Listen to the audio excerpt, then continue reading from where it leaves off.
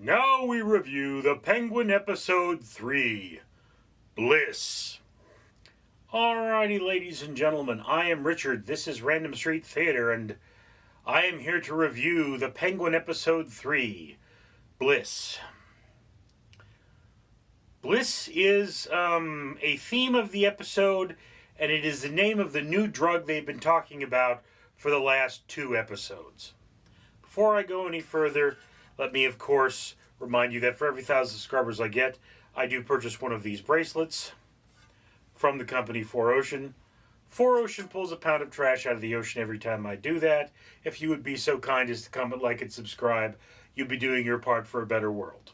Now, let's start with The Penguin is the DC-inspired story of Oswald Cobb, not Oswald Cobblepot, who was a English aristocrat, or at least from an aristocratic family, and was a high-bore criminal, but rather Oswald Cobb, who is an Italian gangster. He is called the Penguin because he has a funny walk, and that's about all that it is for him. He apparently is a drug kingpin, he is a drug lord and a club owner.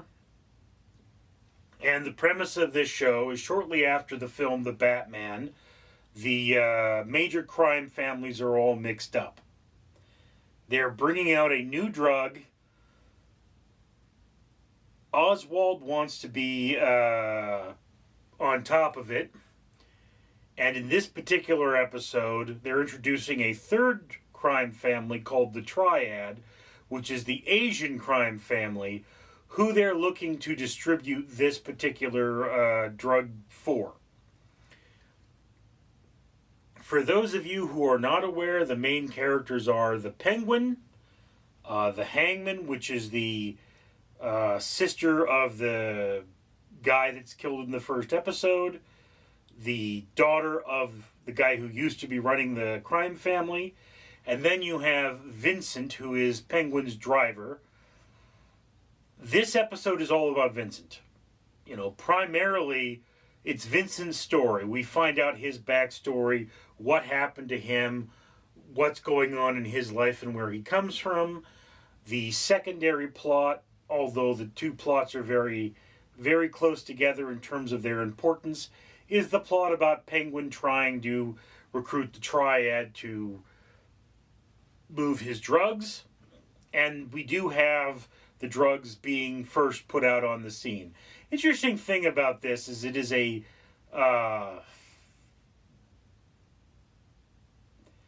it's a hallucinogen, I guess, that is made from a strain of bleeding tooth fungus, and bleeding tooth fungus is not considered edible, although it does look delicious because it's white with this strawberry looking jelly stuff coming out of it. That's a little weird, and they somehow distill it down to a red crystal. So, once again, what you see a lot of in this particular episode is just how the characters play off each other. That's what's important. It's all about, the Penguin trying to gain power while not getting killed as he double crosses just about everyone. He's a very all for himself kind of a person, and that's just who he is. He's absolutely ruthless. That comes out in this episode. However, it is implied that he does have a very strong relationship with Victor, and this really brings up the question of why, because yes, they work together, but the Penguin works with all kinds of people. Why is he so in love with Victor? That's something I just don't understand. It's that particular dynamic. It kind of sticks out in this, maybe he's looking at Victor as an adopted son, or maybe he isn't. We also do see a strong amount of Penguin and who he is, more of his home life and what his house looks like, and more of his relationship with the Hangman / the boss's or the ex-boss's daughter. There's a lot going on in this episode, but it's all just the drama of life, except for in this particular world of drama, if you screw around, somebody pulls out a gun and caps you. That's just how it is. You get popped. Ugh. There's also a lot of history in this writing. So now I'm going to admit that the story is kind of losing me a bit. This episode goes from the last one being the upper half of your watch list. This one is closer to the middle. It's still above the middle, but it's a little closer to the middle. There's a reasonable amount of action. There could be more pretty girls. And there's a lot of life dilemma going on. It does show very human characters. Only thing is that, I don't know. It's hard for me to get behind the Penguin as a character because he's ruthless, he has no loyalty, and he's expecting loyalty. So he's a very conflicted character, and that's something, I kind of have to ruminate on before I decide how I feel about it. Anyway, still, excellently written show. Really a reimagining of the Penguin character. And I'm still wondering where Batman is. Because Batman does exist in this universe, and he really should be showing up at some point. I mean, Anyway, just my opinion. Love to hear yours. Comments below. I'm Richard.